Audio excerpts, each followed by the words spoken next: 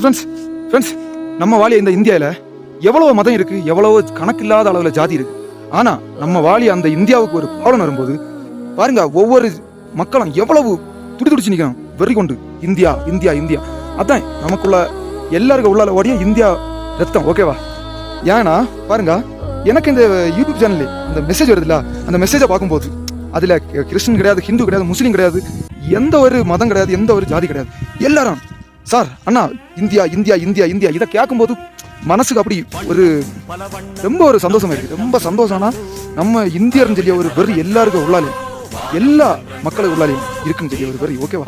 So இதெல்லாம் நமக்கு பார்த்தீங்களா, இந்தியாவுக்கு ஒரு ப்ராப்ளம் வரும்போது தான் நம்ம இந்தியாவுக்கு மேலே ஒவ்வொரு நாளும் எவ்வளவு ஒரு பற்று வச்சிருக்கு, எவ்வளோ ஒரு அந்த ஒரு என்ன சொல்லியது, இந்த ஒரு இந்தியான்னு சொல்லிய ஒரு வெறி, இந்த ரத்த வெறி இருக்குன்னு இப்போ தான் தெரியுது.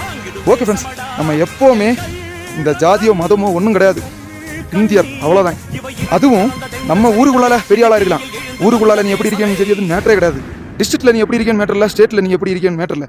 நமக்கு வேல்யூவே நம்ம இந்தியா அடுத்த நாட்டுக்கு முன்னால எவ்வளவு தலைநிமிர்ந்து எவ்வளோ கெத்தா இருக்கு, அதுதான் நமக்கு வேல்யூ. இந்தியா தலைநிமிர்ந்து இருந்தால் மட்டும்தான் நம்ம கெத்தா இருக்க முடியும். ஸோ எல்லாருமே இந்தியாவுக்காக ப்ரேயர் பண்ணுங்க. நம்ம எப்போவுமே இந்தியாவுக்கு தான் வெற்றி. ஓகே ஃப்ரெண்ட்ஸ், பாய், ஜெய் ஹிந்த்.